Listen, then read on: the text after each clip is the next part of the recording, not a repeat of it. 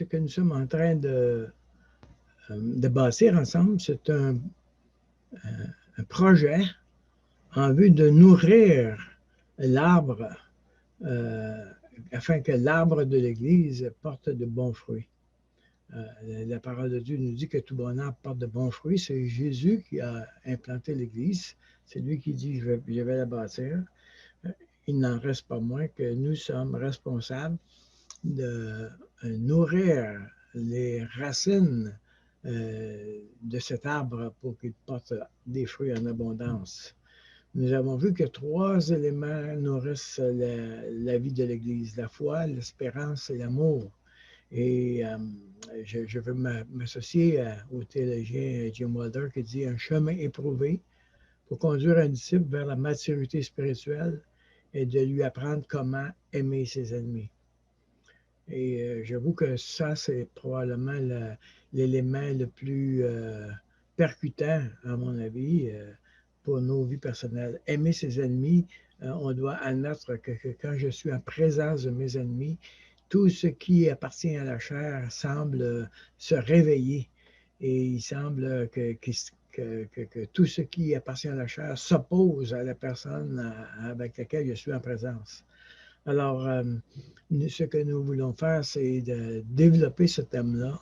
On veut apprendre de quoi on parle quand on parle d'aimer ses ennemis. Et la parole de Dieu nous dit, c'est Jésus qui nous dit, quelle récompense mériteriez-vous à aimer ceux qui vous aiment? Si tu aimes seulement tes frères, franchement, c'est rien d'extraordinaire. Donc, il y a un défi, je dirais, ou en tout cas un signal d'avertissement de la part de Jésus. Moi, je vous dis, aimez vos ennemis. Aimez vos ennemis, c'est ce qu'il dit.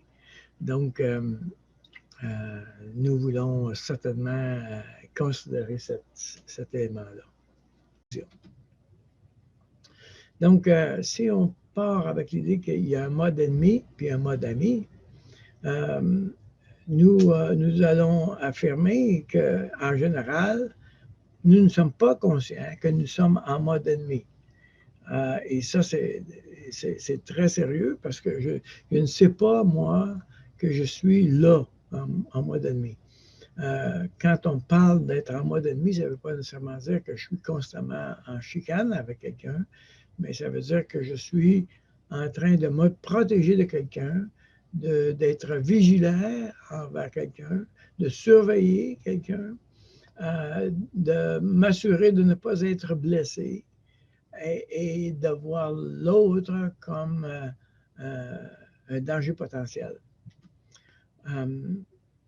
La parole de Dieu nous dit, pourquoi vois-tu la paille qui est dans l'œil de ton frère et n'aperçois-tu pas la poutre qui est dans ton œil? Et ce que Jésus est en train de mettre en lumière ici, c'est que nous sommes capables de voir les problèmes dans la vie des autres, mais c'est très difficile de voir les problèmes dans notre vie à nous. Il y a une poutre, c'est énorme, le problème que nous avons dans notre vie à nous, et nous sommes incapables de le voir. Autrement dit, comment est-ce que je pourrais développer une situation de conscience ou d'éveil de ce que je fais? Comment est-ce que je pourrais développer des indicateurs dans ma vie qui vont être comme des lumières sur un tableau de bord, qui vont, par exemple, s'allumer quand ça ne va pas, et particulièrement quand ça ne va pas dans ma vie à moi.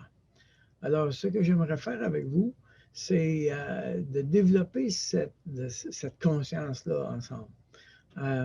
Nous allons aller dans les petits groupes et nous allons, à partir d'Adam et Ève, relever des indicateurs nous permettant d'identifier notre mode ennemi. Alors, ce que j'aimerais vraiment dans les prochaines semaines, développer la compréhension des indicateurs et développer ma capacité à être conscient que je suis généralement en mode ennemi. Donc, c'est un exercice difficile et c'est vraiment pas drôle, honnêtement. c'est pas drôle de voir les éléments qui n'appartiennent pas au Seigneur. Mais on a besoin d'être conscient, si je veux bien les confesser. Puis ensuite, on va regarder comment on entre en mode ennemi et comment le Seigneur nous trace le chemin en vue de développer le mode ami dans nos vies personnelles. Alors, nous allons aller dans les petits groupes et nous allons ensemble répondre à cette question à partir d'Adam et Ève, relever les indicateurs. Donc, c'est-à-dire que une fois qu'ils ont péché, Adam et Ève, ils sont devenus ennemis l'un de l'autre et ils ont perçu Dieu comme un ennemi. Donc, quels sont les indicateurs dans la vie d'Adam et Ève qui ont créé, qui mettent en lumière qu'ils sont en mode ennemi? Alors, que le Seigneur puisse nous aider à développer une conscience de soi, de notre situation. Bon courage.